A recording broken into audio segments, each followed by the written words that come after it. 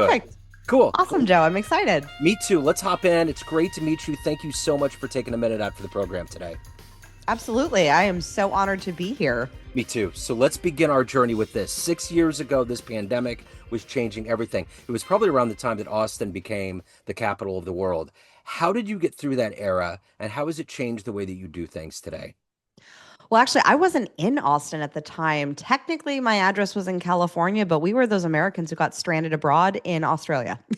And my husband and I, we were over there because my husband's a voice actor and he appears at like the Comic Cons. And so that's one of the ways that over the course of our 13 years being together, we've gotten to travel the world.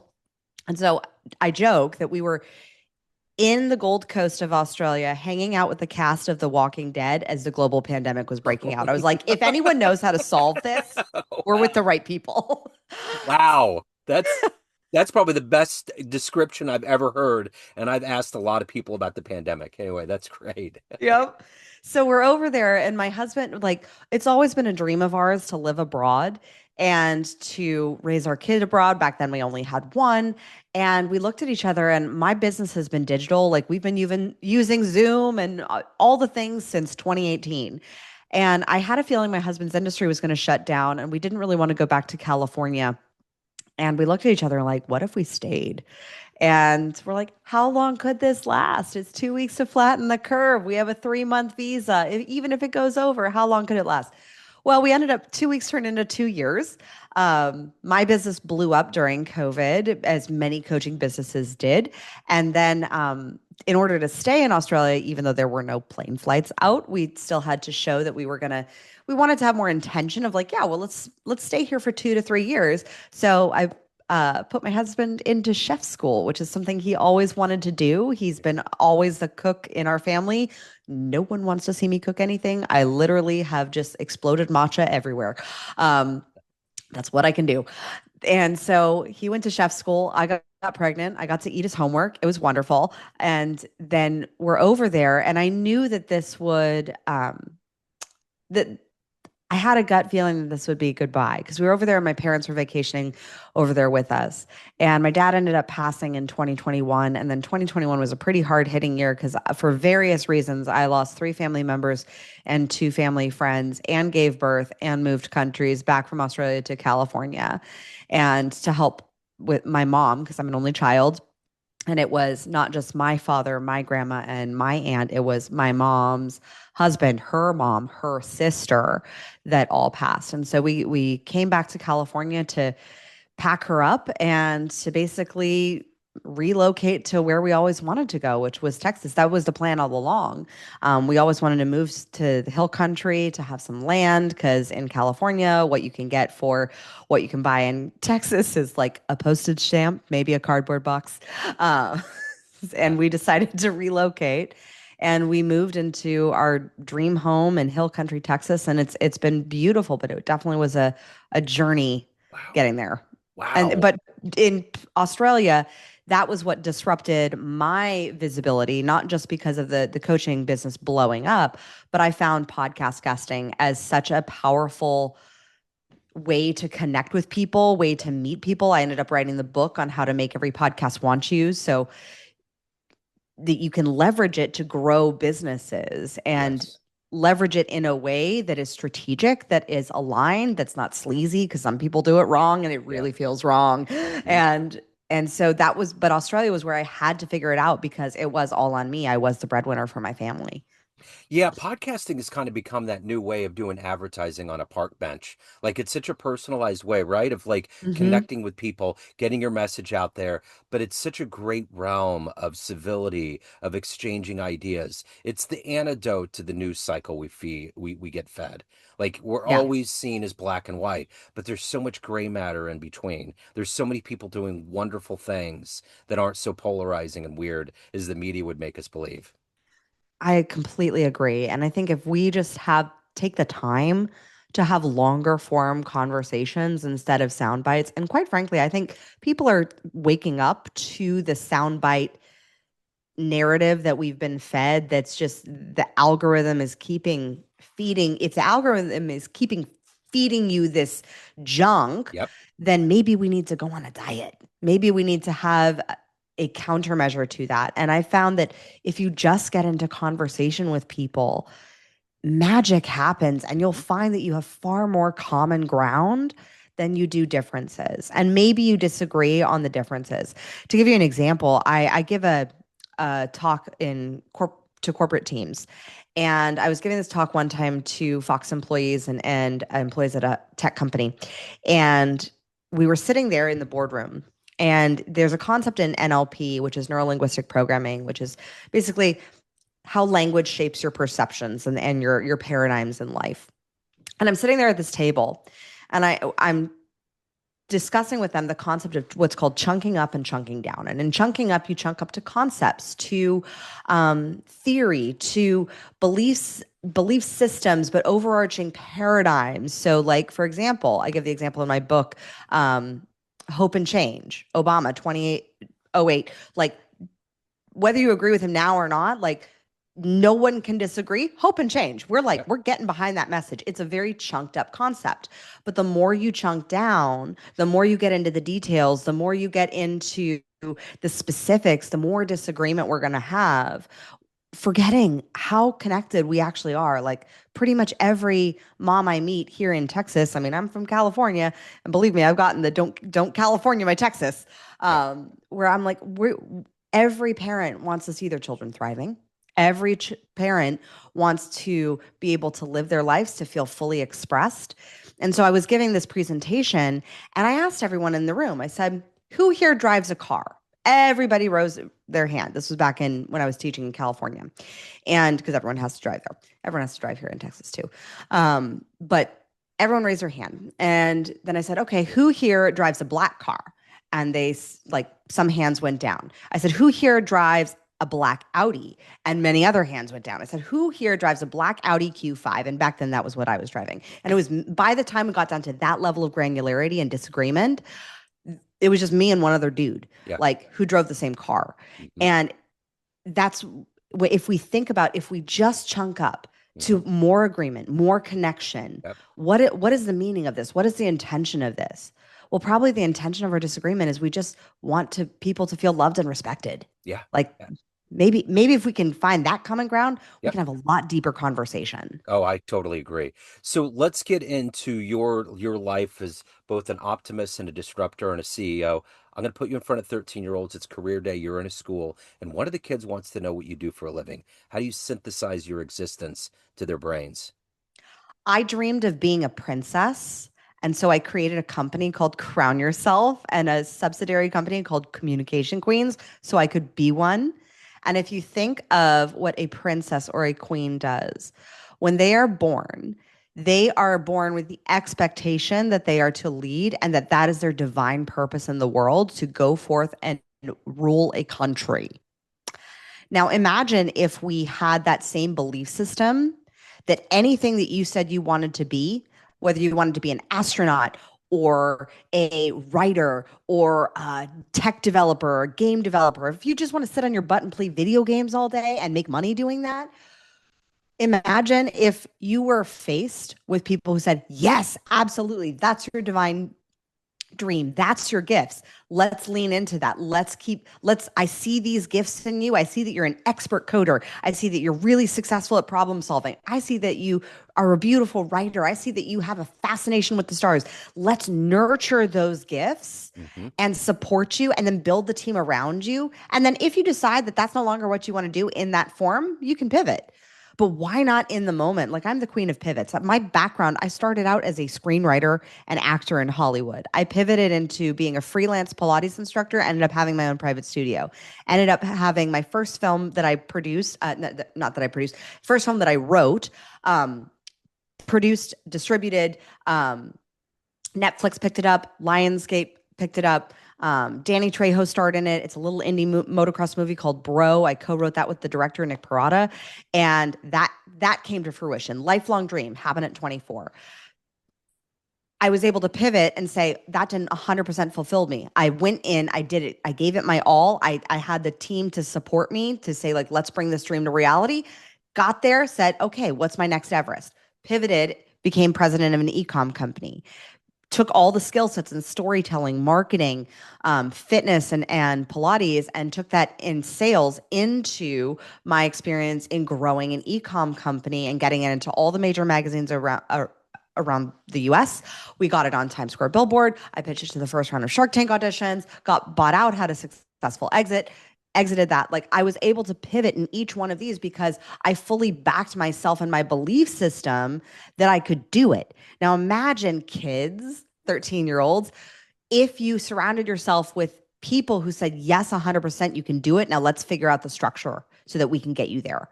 Yeah. And that's what I did. And so that allowed me to build an empire, that allowed me to build Crown Yourself, that allowed me to build Communication Queens, because I connected my childhood desire of what I wanted to be when I grew up, which was definitely a leader. Um, Princesses, they're portrayed negatively in Disney movies, but Yeah. a leader. Yeah. And I got to do it in the ways that I wanted to do. I thought it was in the form of entertainment, but now, like, my company is structured so that I get to be the producer, I get Hmm. to be the writer, I get to be the showman Hmm. showing up on camera. All the skill sets that I've acquired, I've just transferred them into a different arena. And Yeah. I still get to play the game the way I wanted to do it. Now, what if you did? So what was it about your childhood? Where were you born and raised? California, Okay. So LA. what'd you see around you that gave you this huge dose of dream and success and believing and not getting into the imposter syndrome? All of those things. How did that happen? That was 100% the belief that my parents instilled in me. Yeah. Like, my parents, I'm a second generation entrepreneur. And I think that even though there were problems in childhood, like, my dad was a very high functioning alcoholic. At the same time, I saw them build from nothing when I was a kid into 30 years later, $1 million annual revenue grossing company. My dad was an arborist, and my mom came on around when I was 10 years old well, she came on when I was born to help run it because my dad was the charismatic salesperson and delivery of services. My mom, he would just throw paperwork on the bed. Like, my mom was like, let's build structure and let's organize this and follow up with customers and things like that. So they were a great partnership in business, and I got to see that modeled for me, and that was such a gift. Yes, there were the challenges with my dad's alcoholism, of course. Like, those beliefs still came in to challenge me that I grew up with, of the fears that the other shoe's going to drop, of the fear of, oh my gosh, it's really good. Now when's it going to suck? So those beliefs came into adulthood with me. But ultimately, the belief to back myself fully, the belief of, like, yes, you can go for it. Yes, we are going to support you. Yes, this is your dream. Like, my mom, I was so depressed in high school when I was 17 years old. I was the classic type A perfectionist, taking every AP class, trying to get into college, trying to fit into a mold that wasn't meant for me, quite frankly. And after getting crushed and having multiple of my top colleges reject me after I'd spent years working my ass off in the system that I thought, okay, if I just kind of contort myself into the system, I'm gonna figure it out. And getting rejection after rejection letter, like, that was such a gift now looking back, because it allowed me to pave my own path. But back then, I was so depressed and putting so much pressure on myself. My mom turns to me at 17 years old and goes, Kim, I see that you're deeply struggling with, like, your mental health. You're crying every day going to school. Like, you're super depressed. This is not for you. This is not what you want. I know that you're a hustler. I know that you're going to go out there and get it. So if you want, you can drop out of high school. What parent gives gives their kid that level of permission and belief simultaneously? Like, you have the skill sets to be able to do it. I didn't end up dropping out of high school. I finished, and I ended up getting a scholarship to a conservatory I I dropped out of 2 weeks before I was supposed to start, because I found that conservatory wouldn't allow me to do what I wanted to do, which was work in Hollywood. And I was like, well, I'm living here. Why not work, get internships because I knew it was about relationships. I knew I could build relationships, and that was how I got the opportunity to write my first movie. Like that was how I got so many opportunities to consult on screenplays, to get on set. Like I knew the power of relationships because of watching my parents do it and build that with entrepreneurship. And that was such a gift where I realized all the performance metrics that I was setting for myself were other people's performance standards. And subconsciously, at a deeper level, I did have the belief system that maybe if I was skinny enough, smart enough, got good enough grades and all that, that maybe that would make my dad sober. It didn't. Right. But those performance external metrics of trying to prove myself, those were all external. And when I was able to slough those off and say, okay, I'm going to follow what my internal path is. And I'm not sure what that is, but I know that this is the direction that I'm going to go. So I'm going to start running in this direction. And then when I hit the wall or realize, got that, note from my internal voice and compass that was just like, this is only 80% fulfilling you, I pivoted. And I allowed myself to be surprised and delighted by what the universe, God, source, creator had for me in those pivots. I mean, that's what ended us up in Australia. Yeah, for sure. So let me ask you this. Consistently throughout your career, with all the pivots and everything that you've been through, there's always been this motor of energy. It's almost like watching, and I'm going to bring in the sports analogy, watching somebody play a sport really well. It looks easy, but it's hard. There's all these things on the back end. What has that been, that energy source, the inspiration, the motivation to wake up every day, to look at the world fresh, and to go after the magic? I think that has to be self-sourced because I wasn't always this way. And I used to be super hypercritical. And even though I would always have that optimistic lookout, like that took time and shaping and emotional awareness and coming to terms with my emotions and letting my emotions not guide me, but being able to be present with them long enough to let them quiet to then be able to listen to that deep internal voice. And I've always looked on the bright side. I've always been the one to challenge. Like I was the one at 5 years old challenging my dad's alcoholism. Like I've always seen the potential in people. And I think that was such a gift that my dad gave me because when I saw him when he was sober, he was at his best. And I got to see the dichotomy that people live in on a daily basis. I got to be raised in it. Now, it was hard. It came with its challenges. But at the same time, I got to see, okay, this is what you're settling for circumstantially, and this is where your potential is. And I got to see that people get to choose that. And when I see and wake up and say, who do I choose to be in this moment? Who do I choose to be? Not what do I choose to do or how am I going to do it? And I think we get caught up in a lot of questions around the how versus who do I choose to show up as a mother? Who do I choose to show up as a CEO, as a boss? Who am I choosing to show up as a leader for my community? Those questions will guide you into greater answers, but you have to start looking at the level of looking at yourself in the mirror first. And if you're not able to look yourself in your own eyes and say, I love myself, I'm so proud of myself, then those are the integrity breaches and leaks that you need to start plugging up first. So if you had a dream tonight, ran into the that 17-year-old version of you that was trying to figure things out and trying to see the light, and you walked in at your age right now and there was a film projector in the room and you hit play and it was a 60-second highlight reel of the life you've lived, would you believe that your life turned out this way? Yes. Oh, okay. Yeah. Because I think there's a part of us inside that deeply knows. There's a knowing. I think I would have known that. I may not have accepted it. Like, I think that there's a difference between that deeper sourced connection that's like, oh, I know that that's for me. I know that that's possible. And the ego that gets in the way of the voice of like, yeah, but how? Like, how did that really turn out? But I remember when I was 18 years old and struggling with it, back then I was struggling with bulimia for about 10 years. And I was 18 years old and I made the commitment not to have any children until I figured out that stuff. And so I knew that children were always on the horizon. I knew where I wanted to go. I knew what I wanted to do. And I never questioned that compass of like following that. And I do think that that was because that was modeled by my parents. Like my parents being first generation entrepreneurs, they're the ones who experienced the pushback on, do you really want this? Like, do you really want to start a company? Do you like that's crazy to leave a steady, like my dad was in the military, like that's crazy to leave the steady paycheck and pension and all the things and to go and build your own thing.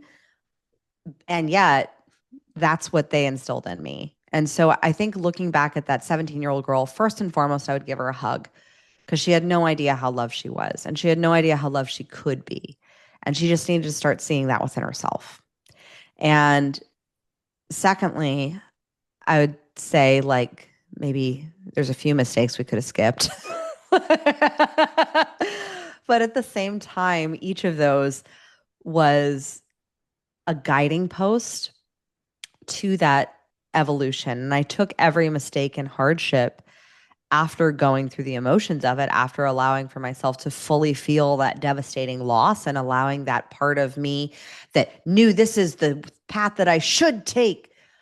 Because like, I'm sure you've heard it said that like God laughs when you make plans. Yeah. Uh, like, Yeah. but that all of that is, it's a humbling of our egos. It's a humbling of our own egos of that likes to swing the pendulum to like, I'm the best at everything to like, I'm not enough and not worthy of for anything. So let's dig in a little deeper into that mirror. And I'm going to Mm. ask you this. Everyone has a perception of you, family, friends, fans, colleagues, everyone in all these bubbles, but you run the show. What's your perception of you? Who do you think you are? Mm. That's a great question.